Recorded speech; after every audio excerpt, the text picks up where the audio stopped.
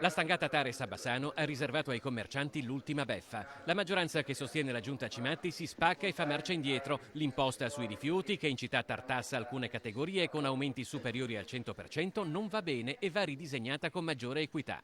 Ma il dietrofront sulla mozione del PDL, votata anche da Bassano Congiunta, è tardivo. Oramai per cambiare bisognerà aspettare l'anno prossimo, ma c'è chi non può attendere.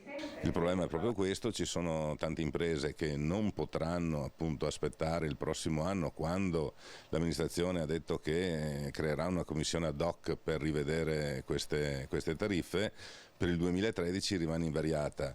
Le categorie più penalizzate, io ho avuto modo di sentire alcuni baristi e alcuni negozi di ortofrutta che probabilmente chiuderanno. La Confcommercio ha cercato fino all'ultimo una soluzione politica. Ora l'ipotesi della class action contro il comune diventa ancora più probabile. Adesso ci sarà una riunione nei prossimi giorni con la Presidenza e vedremo cosa fare. Il fatto che oggi tutto o quasi il Consiglio Comunale definisca ingiusti i criteri di ripartizione tra categorie della Tares non serve, bisognava pensarci prima. Ma è stata leggerezza o superficialità? Che cosa è quello che ha mosso queste decisioni? Ma se andiamo a vedere la definizione di leggerezza, credo abbia un 50-60 significati. Superficialità ne ha forse qualcuno, io prenderei quelli un po' più pesanti. Per esempio? Non so, andiamo a leggerli uno ad uno e vediamo.